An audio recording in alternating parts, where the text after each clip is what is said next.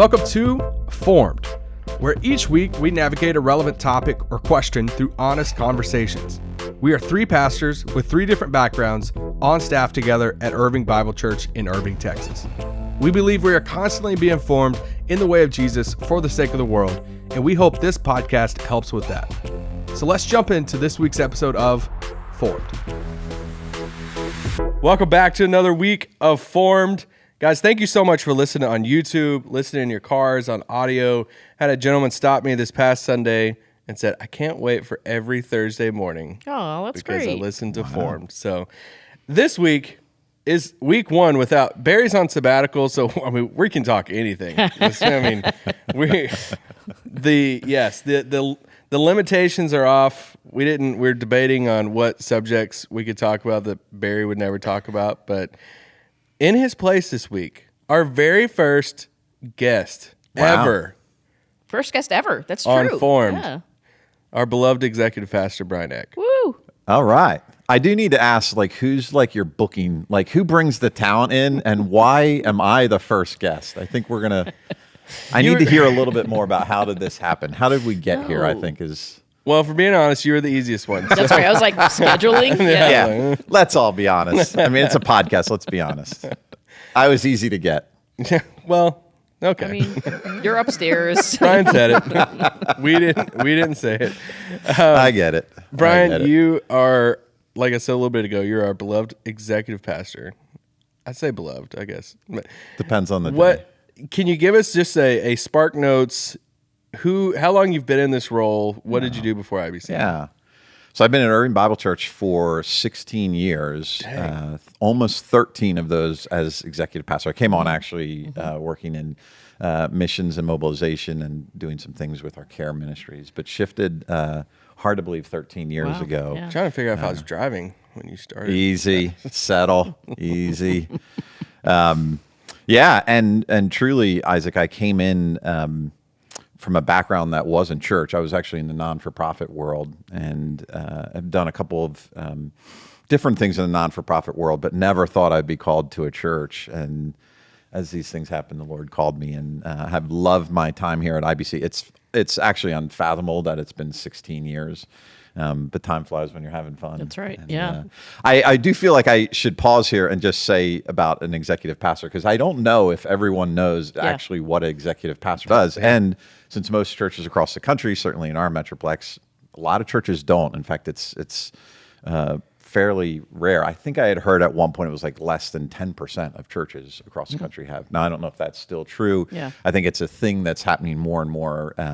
But I like to say, publicly and privately now in many different settings, I like to tell people that I get to do all the stuff that Barry and senior pastors don't want to do. Another way to say it is executive pastors do a lot of leading from the second chair. We're behind the scenes. Yeah. We help support all of the ministries. We help, obviously, things like finances and operations, but also with staffing. And quite frankly, executive pastors have a really unique place in the church where they can support the senior pastor, raise them, where they can preach, they can lead, and I get to do everything else. Yeah. And I would say that what you do allows Barry to do what he does best. I hope so. Right? Yeah, I hope so. I think your role is so significant in how you're leading our staff. Yeah. Not long ago on Easter Sunday, we had a water main break on Easter Sunday. That's right. And an executive pastor, they don't get to go out in front on Easter Sunday in their nice pastel and do their sermon. They get to hang out and figure out, how do we turn the water off as water is flowing into a parking lot? That's right. That's a little snapshot of an XP's life. Yeah. Do we have bathrooms for our kids' ministry, or do we? Minor details. Yeah. Yeah. Well, we're so glad you're our exec pastor. Thanks. You're awesome. Thanks. And one of the things that I think it's really cool that you get to do is you meet with a group of exec pastors around DFW, talk about the church, big things going on in the church. I was like, hey, what better of a thing to talk about today than the church post-2020? That we all know the impact 2020, the whole year, had on so many different things, but in particular the church. So let's talk about, and when we talk about the church in this episode over the next 20, 30 minutes, we're talking about Big C Church. We're talking about church as a whole, not specifically Irving Bible Church. I'm sure a few times we'll mention that. But we're talking about Big C Church, how that's changed since post-2020. So if I just throw it out there, just a huge blanket statement and say, this is crazy when I type this out, but we're 3 years I know. post, March 2020, March 13th. And I remember it from the NBA world, whenever NBA games started getting canceled, it felt like a light switch that it's like then everything. But we're over 3 years since that time in March 2020. The church has changed a lot, but what would you say is the biggest thing or biggest way the church has changed since then? Yeah, so, excuse me, the first thing that came to my mind, I think it's probably the one that we all would think about, is the online church.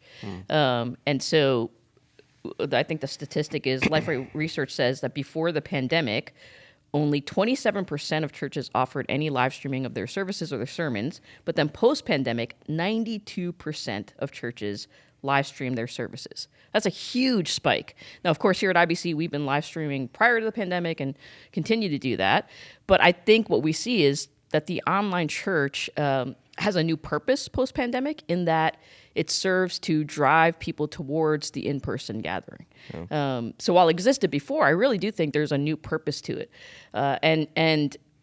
Today, if you want to check out a church, so in the past, prior to the pandemic, if you wanted to check out a church, you would show up on a Sunday morning, you'd participate in their in-person gathering. But now you find their online service on YouTube and you get a sense of what the church is like. And I think a lot of people are using online church to get an idea of, well, is this a church I might want to go to, be part of? So I really do think it drives people towards the in-person gathering. Now, the thing that I want to emphasize, though, is there is connection that takes place in the embodied communal experience that you can't get at online church. So there are many ways online church is beneficial. We've talked about that before, where if you're sick or you're traveling or lots of reasons, like I said, even to just check out churches, it might be helpful to be sitting on your couch and watching an online service. And yet, there's something that happens in the in-person gathering, that embodied communal experience that is part of our spiritual formation, so vital to us. So we emphasize the in-person gathering, and yet I think we recognize that live stream, that online service is significant today in ways that I don't think it was pre-pandemic. Yeah. I think that leads into what I was thinking about was, I think some of these numbers have been so publicized. I mean, you actually start seeing it if you even look a little bit of just how actual attendance at church has declined post-pandemic. Recently heard a number of 93% of churches in America are either flat or decreasing in attendance. And I do think the online kind of expands that, right? It's hard sometimes to actually track how many people are actually watching online. Yeah. Is a family of 3 or 4 people watching? Is it an individual? How long do they watch? All those kinds of things. But I think it's across the board an understanding in the United States that just less people go to church. Barna, which is a great place just to check out some of these deep dive if you ever want to go into the stats. But 1 in 4 Americans now are claiming to be practicing Christians. And what they mean by practicing is that they attend church at least once a month. 1 in 4. That's down. It was 45% in just the year 2000, so almost 20% drop in just attendance of actual people physically attending church, walking into church, and being a part of it. I think tied to that, of course, is the opposite of that is the atheist agnostic, the nuns, if you will, that have no connection, nearly doubled from 11% in 2000 to over 21% in 2020. You hear those kinds of things and you just experience, and in many ways, you mentioned my colleagues not only here in the Metroplex, but across the country, this XP community. That's what we end up talking a lot about is how do we re-engage, how do we get people back into physically the embodied presence, being together in a worship experience in this community where we can link arms and move forward in what God's called us into. And we're just seeing across the country that is just changing. And it's just something where I just saw this Gallup poll, right? So there's a national thing that for the first time in the history of Gallup and them kind of tracking numbers, 47% of adults actually attend any kind of, whether it's a church, a mosque, a synagogue. It's the first time it's ever been below 50%. That was like headline news, New York Times, Washington Post. They're just experiencing this world and certainly in the United States of just less people are walking out, going into any house of worship and any kind of experience with each other. And I think it makes it hard to know who's actually with us because, like you said, so there's the online experience factor. Who's watching in that home? Is it one person? Is it a whole family? And then if people are attending less, so once a month or whatever it is, who's actually part of this community? And that makes it really ambiguous in some ways. I wrote down, so will the real hybrid church please stand up? Yeah, that's right. Because I mean, we use that term, the hybrid church of post 2020 of just that now that accessibility of people. The stats show it's like right now people come to church twice, in person twice a month, and my worship online twice a month. And Sissy, you mentioned something about how people visit churches now. Yeah, that's one of the biggest things. We've had people here at our church that have used that terminology of, oh yeah, I visited you online, like literally saying this. I visited you online first, and then we decided to take that next step to like come in person, and it just shows you how that has changed so much. Even from when I was like a teenager, it's like the only way somebody visiting a church was they walked in the doors. Right. Like, that's the only way. And now it's website, social media, worship online. Even this podcast is probably a way people check us out and feel connected to the church. Right. Yeah. I think I've told some of you guys this. I was at my fitness club. I'm working out, and there was a couple next to me working out, and we were it was like an instructor. So the instructor was up front, exercising, doing my own thing, head down, trying to lose weight. It's a debacle. But anyway. Aerobics? I'm not going to get into details other than to say this. Zumba? The couple next to me style. talks to the fitness director and says, "This is so fun getting to work out next to one of my pastors." And I thought, is there another pastor in the room? I had never met them. And I was a little embarrassed of, maybe they've been coming to IBC and I never met them. They said, no, we've been going to IBC for about 3 years. No, we've never physically come to the building, but we watch online. Yeah. In their mind, that was, we are a part of this church, but they're experiencing this in digital platforms, not in that one-on-one. Now, of course, I had hey, you got to come hang. And subsequently, I've seen them here now physically. That's cool. That is a little anecdote that is happening across the country, certainly in our Metroplex, is that people are being a part of the church, but they might not physically actually walk into the church building. And that's a new thing that absolutely has changed in the past 3 years. Do you still do Zumba? I'm not getting into my workout. You got some shake weights? Yeah, I will not be invited back if you think yoga and just less athletic and less flexible. Shake That's weights. What I'm trying to do. Oh my gosh. Yeah. That's incredible. Okay, so the online church, that was Sissy's best comment ever. This is the shake weights. I got more. So 2020 church, I think even then, we could have kind of projected out, even at that point, man, like the online church, it's only going to get bigger right now in 2020. Now looking back, what has surprised you about how the church has changed since then? So when I thought about this, is one maybe not necessarily about the church, but related to the church. And on this side of the pandemic, I'm not sure it's surprising, but I remember March through, the first couple of months of the pandemic, really being shocked by this. And it's pastoral burnout. So it's the weight and the pressure that was put on pastors, that pastors experienced during that time. And it makes sense now when you think about the between COVID, the pressures of COVID, political tension, racial unrest, all of that coming together. Churches are shutting down.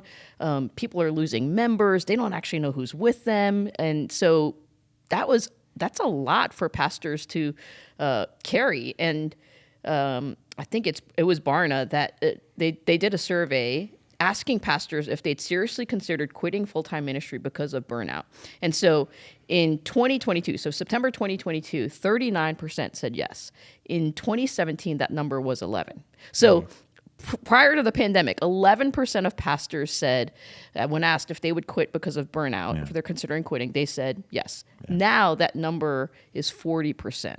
Wow. And that's a serious spike. Yeah. And so pastoral burnout is a real thing. Now, I think we're at the point where that's leveled out some as people are coming back to church. And I think pastors are beginning to embrace what their churches look like now, because for almost everybody, I would say church is different today. It looks very different today than it does prior to the pandemic. So I think that's leveled out a little bit. So that was, I think for me, that was really I think jarring might be the right word, to see how that affected, particularly the senior pastor role, executive pastor role. Yeah. It's a lot to carry. I was going to say, Sissy, a little bit deeper into this, and I saw that same thing. And one of the stats that go a little bit deeper is that 40%, that 4 out of 10 pastors that are considering quitting, 56% of them said it was the immense stress of the job. 43% felt lonely and isolated, and 38% said it's just the current political divisions that are out there, which for me, and again, back to my little group of executive pastors, that's not just an Irving Bible Church. That's just across the spectrum of, man, it's really hard. And I was really cognizant of that, lonely, isolated, those types of things, I think potentially could feel partly because we're just not around people in the same way. We're not embodied, and we're tied to our phones and social media, and it's just more and more disconnected. But that's what's happening in pastors' lives. They're just like their congregants are experiencing some of that isolation and loneliness. I don't know if you guys saw, but just recently the Attorney General came out with what he labeled an epidemic of loneliness, and he kind of played out, these are all the things that are happening, including mental health, rise in addiction, depression, all these things. And I thought about that to that Barna study, this epidemic of loneliness isn't just for the people out there, it's for the pastors. They're feeling some of those tensions. Yeah, that's totally true. The other thing I thought about that was surprising was just the impact on Gen Z. So as this younger generation has come up, did you have that? Yeah. So Gen Z, again, I think it was Barna who did this study, that more than any other adults, they believe there's a spiritual element to life, and yet they don't believe there's one faith system that just works for them. And then related to that is that idea of, we hear people deconstructing their faith. And more than any other generation, Gen Z is deconstructing the faith of their youth. So you hear that, and that sounds really discouraging. And yet that same study showed that Gen Z is more open, spiritually open, than any other generation alive. So I think the stat is it's about 45% of people post-pandemic say that they are spiritually open. But for Gen Z, it's actually 59%. And to me, that's really surprising, because I would expect that the Gen Xers or the boomers would be more spiritually open, and it's actually this younger generation. And that's such an opportunity, because that means that as church leaders, how do we engage them? If they're spiritually open, how do we engage them in conversation? How do we listen well? How do we understand their needs and their struggles and what they're wrestling with? Like, what an opportunity to respond with the power and the love and the wonder and the beauty of the gospel. And so I think a lot of times that generation gets a bad rep, when I think they really are wanting, and at the core of the human heart is a desire for God.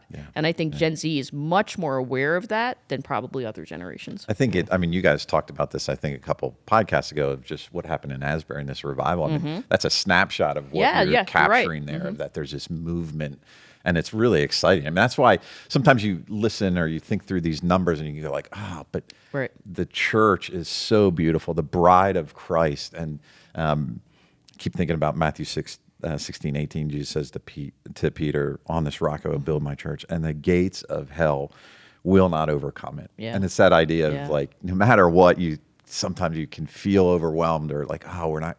It's God's got this, and we can lean into that. And isn't it so typical how Jesus moves and the Lord moves, that the younger generation could be a part of truly transforming the church? No, that's why I put this on here, because I think the church Big C Church needs to put more importance on that age range coming out of 2020, because we can I think back to how formative the end of my high school or college and all of that was on my faith, and youth groups and mission trips and all of that. And there's that group of Gen Z students right now that they missed out on so much of that, whether, the last 3 years have been in their college years, or, throughout high school, or into both. That it's like, man, we have to, like, they didn't have that, it's these significant milestones. Exactly. And so what will effect on that generation have as the years go on? Are we going to look back on it, 10 years from now and be like, man, we didn't really come alongside that generation as they walk through those 3, 4, 5 years like we should have. I'm talking as the big church, obviously. Yeah. Anyway. Yeah, that's good. What's a good thing that has changed about the church post-2020? I think one of the things that we saw immediately, I remember March 2020, this was the first thing that happened, was people recognizing their need for community. And I'm not sure we understood that in the way we did in that moment and even afterwards. So people recognizing, I think the emotional trauma of the pandemic between, like I said, between COVID and fear of death, losing people we love, getting sick, loneliness, isolation, all of that has led people to realize I need other people. And it's not just, we were sheltering in place, we were social distancing, and it's not just singles or people living alone. It was even in families where I think some families recognize that they're living together, but they're total strangers. And then in other ways where they're not connected to anyone else outside of their little family. And so I think it's really brought up or brought to the surface this need for community and a desire to be connected to people. I think that's one of the major roles that the church plays and what we want to be about. That I hope when people come here, I hope when people go into churches, they feel like they can be known. And that's, again, one of our core needs is that we would be known and seen by others. And the size of our church and many churches, everybody can't know everybody, but I hope that when people walk in here, they would feel known. Everybody can't know everybody, but everybody can be known. And so how do we help people connect deeply in community? Because again, this is part of how God's wired us and how he wants to form us, that we need each other to walk alongside each other, to encourage each other, to spur one another on to love and good deeds and to live the way of Jesus. Yeah. One of the things I was thinking about with this question, Isaac, got back to something that actually recently I saw this formula, if you will, but I had heard about it maybe 20 years ago. It's fairly out there. It's been out there for a while. Even I engaged it in seminaries. It's this idea of your Christology informs your missiology, which informs your ecclesiology. Let me unpack that for a second. Your Christology, right? What you believe of who is Jesus, his life, his work, fully God, fully man. Your Christology then informs your missiology being your life, your practices.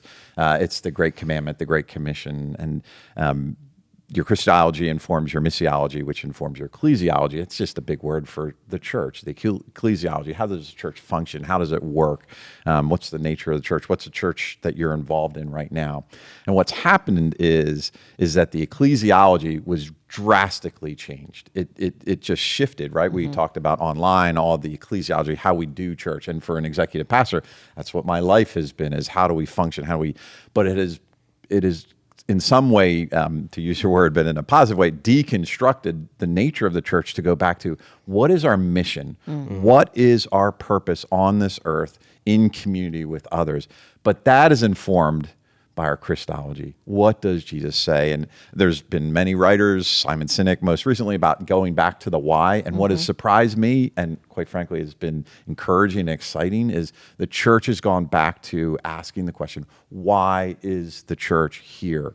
And it's so that it can impact the world and transform the world. Again, the Great Commandment, the Great Commission, it can be our missiology, which is informed by our belief and love of who Jesus Christ is. So it's almost like getting back to the essence of why is the church? Because in 3 years ago, all of that, it was like the sand was just shaken. And you go back to, why do we do what we do? That's good. And I think that really collides with that spiritual openness that we're seeing in people.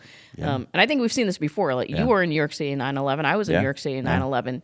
9/11 was on a Tuesday. Sunday after 9/11, people weren't in their homes. People were at church. I mean, there wasn't a book about that. It was incredible. It was profound. Because when people experience profound moments of pain, and I think it brings up in them this question of, where am I? And who is God? And what does that say about me? And I think if the church can get back to, this is what we're really after, to help people come to know, love, and put their trust in Jesus, and to help them discover, as we say here, discover their purpose, right? Each one of us has this unique purpose that God has for us, that our part to play in the world if we could help people figure that out and Yeah. live that out, right? Yeah. That's Yeah. exciting. It's Yeah. funny. I harken back to what I said about the Surgeon General and this epidemic of loneliness. The whole time I was reading it, I thought, this is the church. Yeah. This is Yeah. the lane for the church. That's right. This is why we're here. We can bring people together, point them to Jesus, and their lives will forever be changed. Yeah. Yeah. I'll do a little pro online digital stuff, post-2020, that I think now people can be more connected to the church on a more consistent basis of, Yeah.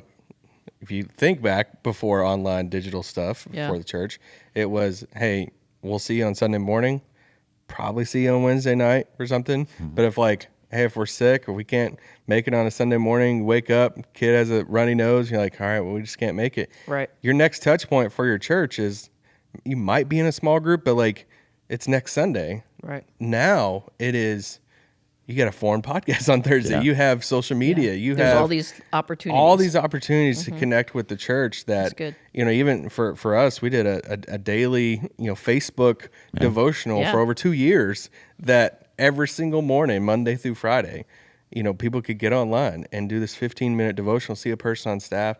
And it's like that connection that now the church can have all these touch points and connections with their people throughout the week that I think is so cool. There's almost not a turn the light switch off of, I'll just see my church next Sunday. Now Right. it can be part of your life. It can Yeah. be Yeah. a lifestyle kind of, and I think that's really cool. Yeah. Yeah, I think the online aspect, it really is a powerful tool. It's just not the end goal. It's a supplement. Yeah, but Yeah. it's definitely a powerful tool, and it gives us more opportunities than we've ever had before. Yeah. Yeah. And digital content in general of how many, pastors around Sure. the world that are so smart that we wouldn't have any opportunity to really Yeah. learn from. Yeah. Yeah. And now a lot of them have podcasts or Right.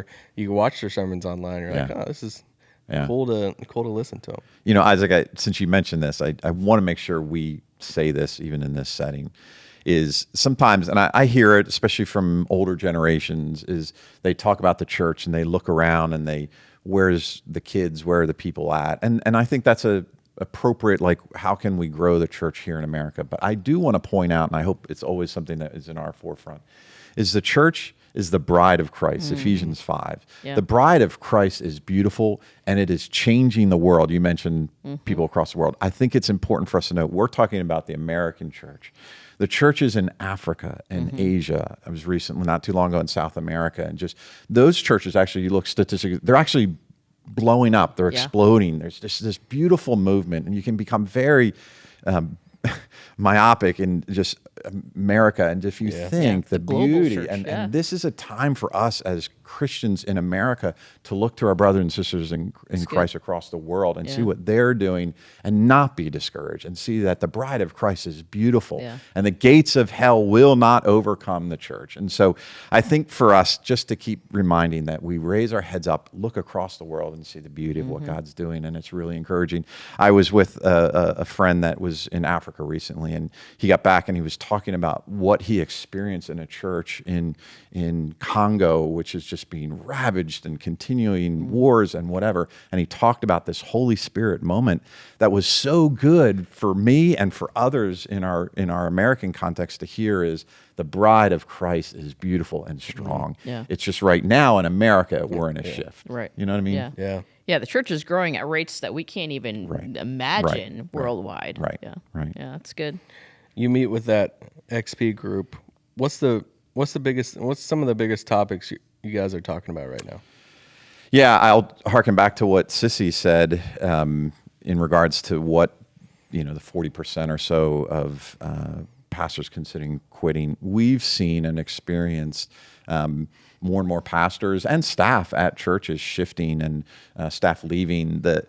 I actually don't think the whole work culture thing isn't just a church thing. It's certainly happening in businesses across the country. But our XPs are spending a lot of time talking about how do we create environments where our staff who may feel isolated and lonely or struggling with what's happening in this cultural moment might just be worn out. How do we create this healthy staff culture so ministry is not just this sprint it's a marathon and Yeah. they can stick with us. We are talking a lot about just how many people are stepping back from ministry or stepping out. And we've experienced it here in our setting, and we're experiencing it in others. That for sure. I will tell you, again, I don't think this is just germane to the church, but we also are having very frank conversations about work and healthy rhythms, and including work from home, which has this unique thing in the church context. Those are types of things that are shifting how we resource our church, how we do church, if you will. Yeah. We started by talking a lot about online. Number of churches are going to online pastors and actually having engagement so that you can, again, move people from on their screens at home to being in the presence of each other. And it's a lot of, ministry, church world is people. And so it's how do we engage with the people that are either not fully engaged anymore or have left, and how do we create structures that our pastors and our staff can reach them? And that's really what we're talking a lot about. Yeah. It's also and maybe it's an assume, but it should be stated that as attendance goes down, in many cases, our church's resources are going down. So financial giving, that kind of thing. And how do we continue to use the resources that people are faithfully giving, and how do we use that in the best way possible? Those are, if you unpacked all of it, those are the core of what we've spent a lot of time over the recent, not just here in the DFW area, but across the country. What XPs I find tend talking about is that. That's good. Yeah. Yeah, I think between the burnout, attendance, and giving, those are huge things that churches have to deal with and navigate. And the word that was so often used with the pandemic is unprecedented, but it really is like this. Yeah. We haven't seen this before, and it's figuring out how do we navigate it, how do we respond effectively to it, and how do we continue to move forward, because the church is alive and well. Yeah. And yet there's things that we have to consider and think about and respond to well. Yeah. I didn't put this question on here, so sorry for throwing it at you, but just as a closing question for this topic, what are you the most excited about with the church from this point moving forward? I think for me, so I said, when 9/11 happened, it was this really deeply painful moment in our nation's history, certainly in New York City. And I did see a kind of spiritual openness that I had not seen before. Now, in some ways, 23 years later, I think, you might say that was short-lived. I think the pandemic is different in some ways, where I have seen people, so a large majority of my friends are not Christians, which is something that I actually really like, because it helps me think deeply about my faith, and we have some really good conversations. But I've never seen people as curious or open to at least having conversations about who is Jesus than I have now. And I think God is doing something in our time. And it's really exciting for me to think about how could we be part of that? That God is moving, and He's inviting us to be part of that. And so how do we step into that boldly and confidently? Yeah. Yeah, I actually would resonate with what you said. I don't have a ton to add on that. I do think, and historians, sociologists, many people are saying we're at this next intersection. If you add in things like AI and social media and the way the world's changing, and it's this beautiful idea of that the church is at the intersection of all of this and what this makes possible, right? So when things are changing, instead of shifting of like, I wish it was in the past, it's okay, what does this make possible? And how do things like technology help us reach more people for who Jesus is? And the idea that the church should always be at the intersection of these types of things is really exciting to think about. What does that mean? And then it's for people like us and leaders of how do we always position that? I always think back, Jesus' ministry, it's almost, if you look about where he was, even geographically, he was always at the intersections of where life and culture was at, and being prevalent and just prominent right in those spots, which then can engage, and those types of ideas really excite me, and look forward to what God has for the church moving forward, because so many things have changed, and yet the church is that thing that people want, some of that rock, that I know I can be with brothers and sisters in Christ in community, moving towards a mission, and that's a beautiful thing about the church. Yeah.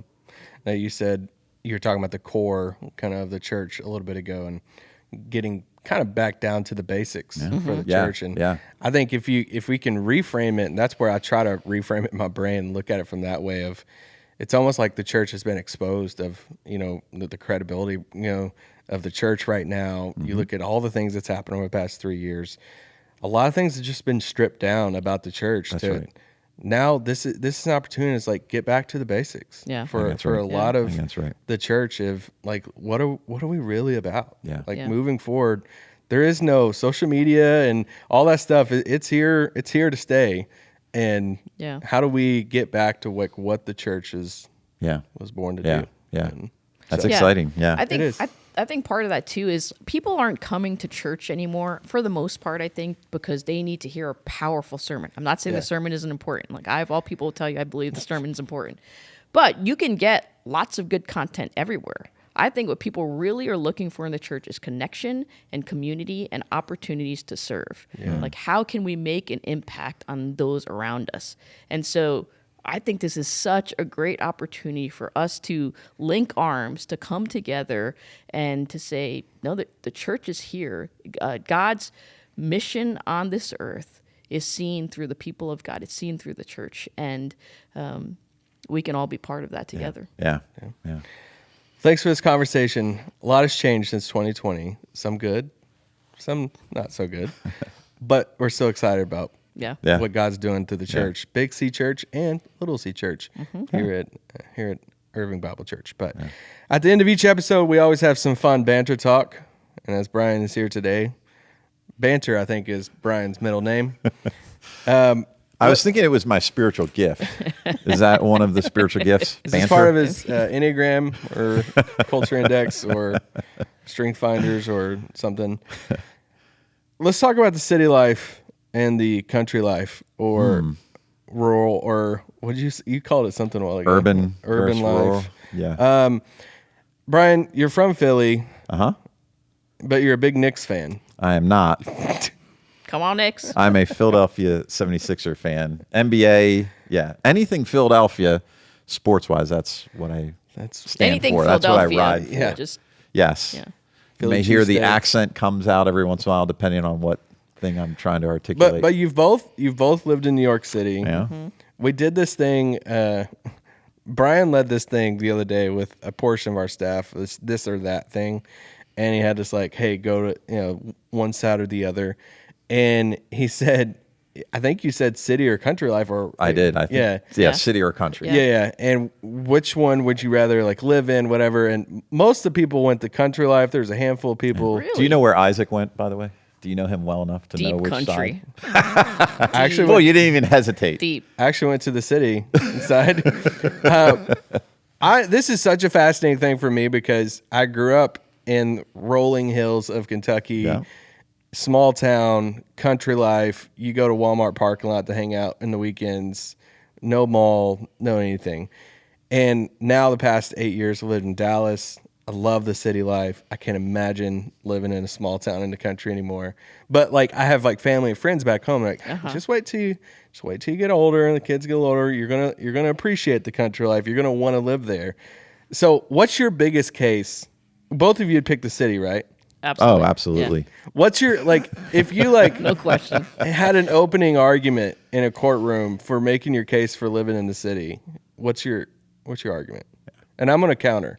Well, I would tell you, if it's a courtroom filled with Christians, I would tell you better get used to city life, because when we make it to heaven, now I don't Yeah. know where your theology is on this, but my theology is you're actually in a city context. Yeah. You're actually in this space where you're around people all the time.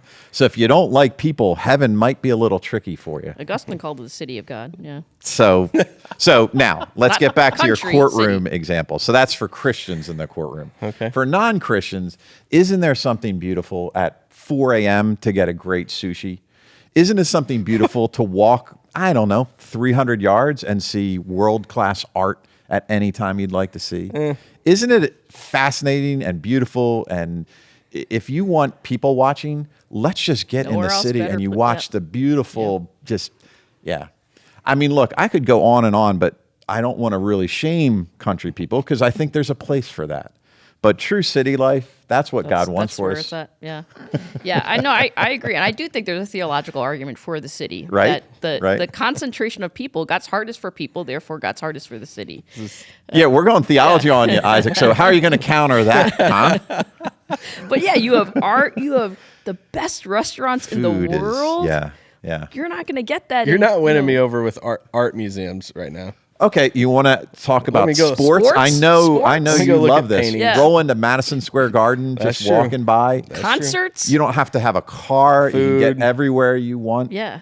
Yeah, that's true. I will, and this is a true. I believe this is a truism. The other thing that I loved about, especially in New York City, is that every person, generally speaking, that I would interact with or meet, were people that were saying, "I'm going for it." There was no kind Yeah, of passivity. true. So if Right. they're in the city, I'm going, whether it's finance, whether it's theater, whether it's education, whether it's non-for-profit, they were going for it. And there was this idea that creates energy. Yeah. And there really is this kind Yeah. of excitement of like, oh, these people are going for Yeah. it. And that's really fun. Now, that's not to indict or say that that's what happened in Sure. the country, but I do think Sure there is a yeah. suburban thing where it's like, I'm just kind of Yeah. working through the motions. Most people that move to a city are like, I'm going for it. Yeah. I go home every couple of months, and every time I go home, I'm in New York City at some point, and every time I'm in New York City, I think, why don't I still live here? Because something like happens to me where I feel alive, because I feel we are energized. here. Yeah. It is because. And by the way, just to state the obvious, you're not leaving to I'm go not to New leaving. York City. I love. You're going to stay IBC. here. I love Long-term Dallas. contract is what There's we're. no contract, but I do love IBC. I just told you what executive pastors are worried about. Now she's talking about how she's longing for. Brian's the city. getting worried. But there's an energy, there's a like a liveliness to the city Yeah. that you just, I mean, it's so much fun, Really so fun. exciting. The other thing I love is the diversity of people. Like you meet people in New York, you will never Right. like That's true. Right. meet Right. otherwise, right? Right. They're different than you in so many ways. Right. None of that. Sissy, I'm starting to feel bad because I don't know if Isaac can really All right. counter what was I don't just think said. you can. I mean, we So, dropped theology on let him. me take I know the we floor. went Jesus on you there. You didn't expect that, I bet. Yeah. I like grass. So Wait, You you're know- going to start. Your argument is I like grass. Yeah. Central Park. having having space, having I like to have animals, and they're not gonna have having animals in a Sure. a studio apartment. It's tricky. By animals, do you Sounds- mean like cows or do you Not mean parakeets. Okay, yeah. Oh, that hurt. That hurt. I heard about the parakeet thing. Yeah, I heard that. One, I also like cheaper living, so That's true, yeah. That helps a little bit. You don't have to make I don't know $1 million a year to live in New York City. I think relationships in a small town is like good and bad. The pro of hey, like my car broke down. It's like, oh, I'm just gonna call Jimmy. Like he has a store. Like he's a family friend. That part, there's something like relaxing about being in a small town to where no matter what happens, there's somebody you can call. Yeah. and there's feel somebody known. and Yeah. it's like you can call somebody who that. knows somebody that can help you out and do something. That part is cool. Now, that's also a con. Yes. You, They know you're everyone's known, business. Yeah. Everybody Yeah. knows It's everything. good and What's bad. Isaac up to these days? Just in the ability of my hometown, it's like you can get anywhere in 15 minutes. Yeah. Yeah. It's like no big deal. It's like Yeah. I can just go here, go there. It's less stressful. It's not. That's an opinion based probably, but like you don't have like just the country life of like, hey, I'm just gonna chill and do my thing, work, go home, enjoy my land, and just look out over the. Enjoy my land. It's like he's out here farming or His something. arguments were I like grass, enjoy my land. Instead of just looking at concrete all the time. That's true. I will tell you that a lot of people, especially in Yeah. New York City, they'll say something along the lines of, I like to visit, but I wouldn't want to Yeah. live there. I do Yes. feel like that is a tourist type of view is actually when you actually have your When you house and your live, apartment, yeah. you have that place where you go and you can Yeah. dial back. And also tourists stay in areas where people are trying to take advantage of tourists and Yeah. pickpockets. And so you hear this narrative Right. that true people who live in the city don't have that same experience. Yeah, I like having a garage. Yeah, you won't have a garage in New York City. You just want more stuff. Yeah. Anyway, I would still pick the city. I'm just trying to make the argument. Yeah, you're trying. I think the pros of the city life is much outweighs the cons. think? Yeah. I mean, there's from food choices to airport. I mean, I grew up having to drive like 2 hours for an airport. Oh, Yeah. wow. Yeah. Yeah. So I would tell you one of the cons, especially for you, Isaac, is age of your kiddos. Having kids Yeah, in the city it's is tough. just strollers downstairs Yeah. and into sub. I mean, and you mentioned the costs. I mean, there are Yeah. some things where you're like, I understand why people don't Right. stay. Even like my high expensive. school and I'm like we only had 2 high schools and with a pretty good radius. And it's like I know most of the people or the families that are in those schools. You're not going to have Yeah. that in the city. You're not. So So do you think anyone who's listening or watching this, you think they're going to move to the city or the country based Because on of this our arguments? conversation? no, they're No. just getting Compelling fired arguments? up right now in their car. Like This "These is why people-" I might not be invited back on to guest here. I think they have to comment and let us know. Yep. Oh boy. Let us Leave know. us a comment. You can send emails to Beck at Irving Bible. I'll just forward them over your way. Don't worry. But no, thank you so much. Thanks, Bryan, for hopping on. Thanks for having me. And next week, Barry's going to be back next week as we talk mothers in the Bible in a fun Mother's Day episode. episode. Yeah, a good Mother's Day episode. We'll catch you next week.